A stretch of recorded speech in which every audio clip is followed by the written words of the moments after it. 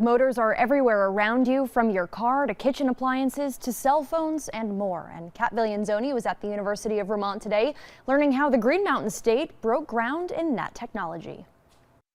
It may be hard to believe that something like this could eventually lead to an electric motor that's small enough to fit in the cell phone that goes in your pocket. And today, students learned the Vermont connection for both. No, it wants to spin that way, man. Students from Otter Valley Union High School in Brandon learning about the ins and outs of electric motors on a trip to the University of Vermont Tuesday. We're building motors.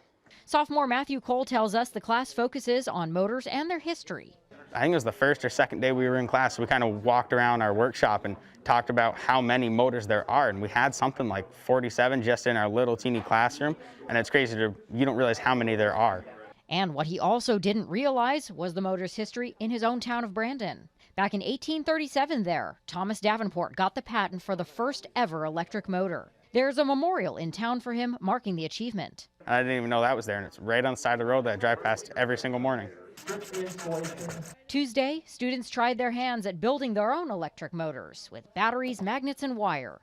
Freshman Eric Greenier found out it's harder than it looks. It's not as flat as it should be, and it was kind of a little rickety, and didn't go as well as I thought it would, but it went for the first few seconds. That's something David Hammond can relate to. The UVM scientific equipment technician spent hundreds of hours putting together this working replica of Davenport's original patent model. Yeah, it has its challenges for sure. With the original in the Smithsonian, he says he had to use the designs and trial and error. He says it looks simple, but it's not, especially when you consider that there was no electrical grid back then, only primitive batteries to power the motor. What they did with what they had was pretty impressive, I think.